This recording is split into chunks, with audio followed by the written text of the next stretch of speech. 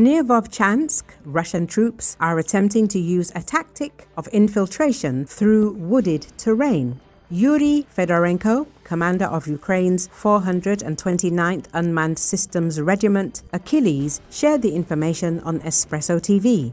Speaking specifically about the Kharkiv region, the situation in Vovchansk is as follows. The Russians are pressing, but there have been no territorial losses. The Ukrainian Defense Forces are putting up a good fight, and, they are constantly repeating the same actions. They draw Russian troops into a certain sector, then destroy that sector and carry out a counterattack, take it and regain their positions. In some places, Russian forces try to use a tactic of infiltrating through forested areas. If you look at the map, the town, which no longer exists in terms of built-up area, remains largely under the control of the defense forces. But in the outskirts, the wooded terrain is what the enemy likes and tries to use to bypass the town on the flank. It's classic offensive tactics. In any assault operation, a town must be outflanked. The Russians are trying the same, but are not succeeding, he said.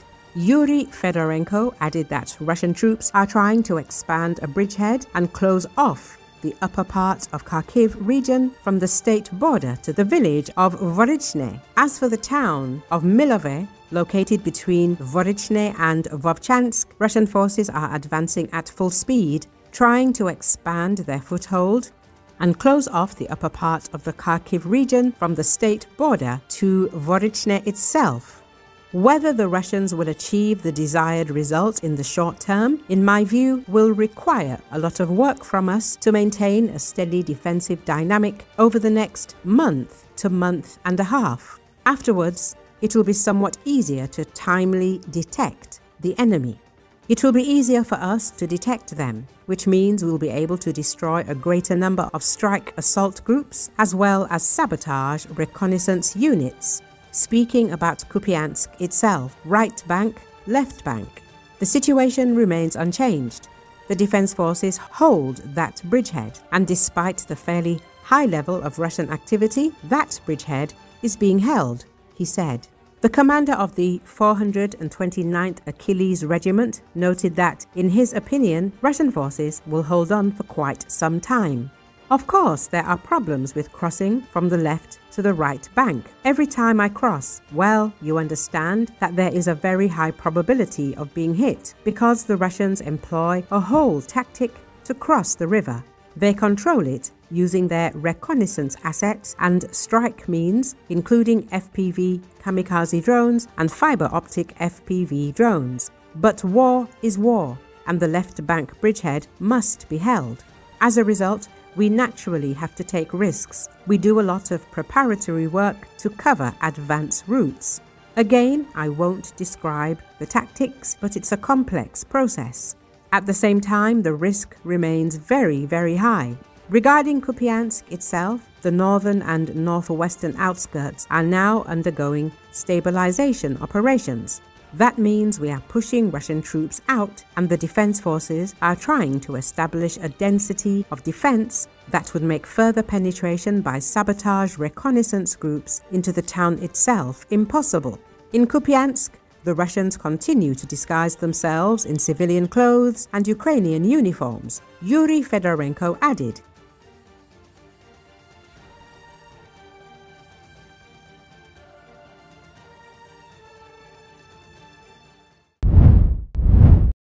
New footage of an attack by Ukrainian naval drones on the city of Novorossiysk in Russia's Krasnodar region was released on September 24.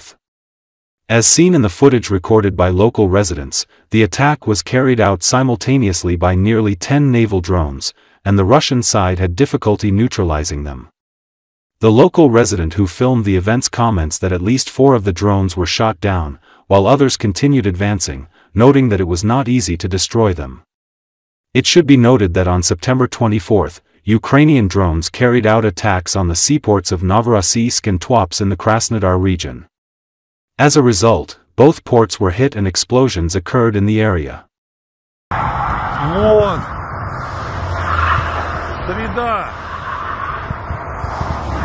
Новороссийск, вот, блядь, эти, блядь, Беспилотники херачат, блядь. Вот еще один, блядь. Прям средь бела дня. Вон там еще третий. Стреляет по ним, блядь. Один только взорвали. Вон он, блядь. Один только взорвали. Где-то третий он идет, блядь. Прям в бухту, блядь. Вон он третий. Вон он третий, блядь. Где он, блядь? Вот он третий. 4 шло, по-моему. Один взорвали. И 3 вот прорывается, уже в бухту зашли, блядь, и никак не могут попасть. А, вот взорвали один, блядь, да, вот взорвали один. Осталось только 2. А ну-ка, не.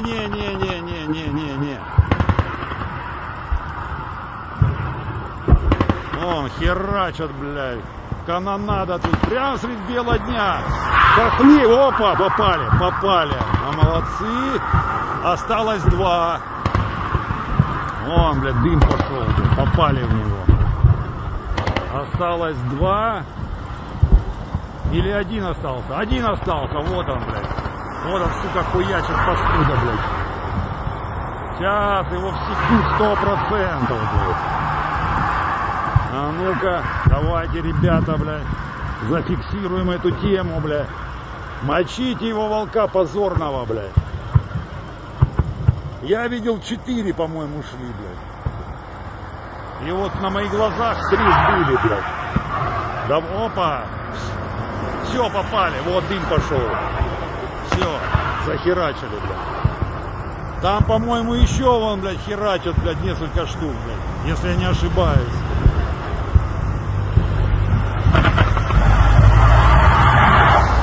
Канонада прям нормально. Все, потопили все нахер, блядь.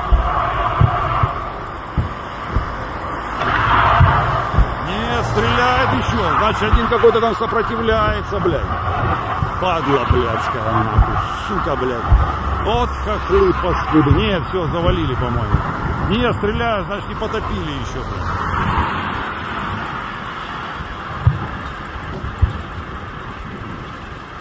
Не потопили, значит, или уже потопили. Все, потопили нахер. Он добивает, блядь, последнего, он еще плавает. О, все, вот дым пошел. Все. Мудачье, блядь. А вон еще идут, блядь. Вон 1, 2.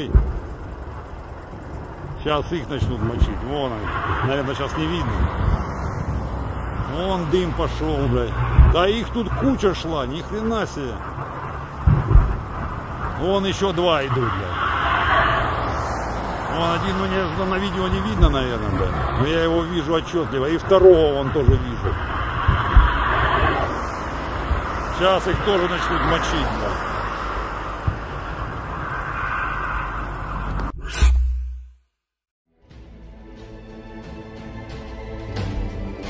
Russian troop shave struck 2 electric substations in Ukraine's Chernihiv and Kiev regions, causing blackouts. Video footage posted on Telegram app shows Shahed 136 kamikaze drone strikes on a substation near Chernihiv region, followed by explosion. Another video footage in Telegram shows Russian strikes on the Slavutik substation in the Kiev region, which caused a blackout at the Kornabil nuclear power plant. Head of the Kiev Regional Military Administration, Mykola Kalashnik said repair work is currently underway in Slavutik to restore electricity supply. Power has been restored to schools, shops, pharmacies, banks, and gas stations.